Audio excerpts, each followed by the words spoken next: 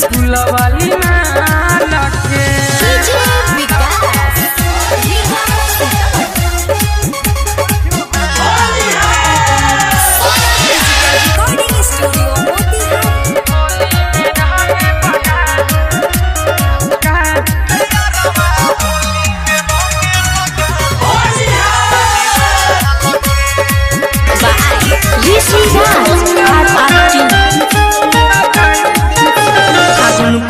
मंगले आए छरंग फागुन को मंगल आए छरंग गाला तिम्रो लगाई दिन्छु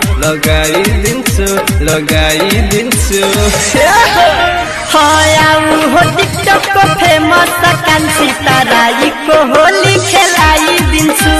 सुन हो टिकटक को फेमस कान्छी गाला में रंग लगाई दिन्छु उनको मंगल आए छरंग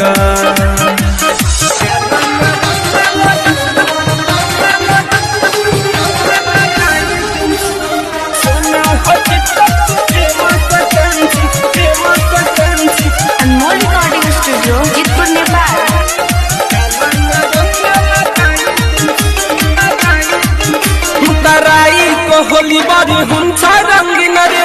रेड कलर ले रंग दिन्छु जमिन रे भागेर यसरी भाउ नखाऊ तलमाथि आफ्नो रंग लगाऊ तराई को होली बड़ी हुन्छ रंगीन रे रेड कलर रंग दिन्छु जमिन रे भागेर यसरी भाउ नखाऊ तलमाथि आफ्नो रंग लगाऊ होली को मजा दिन्छ यो राजा होली को मजा दिन्छ यो राजा भाङको स्वाद चिखाइदिन्छु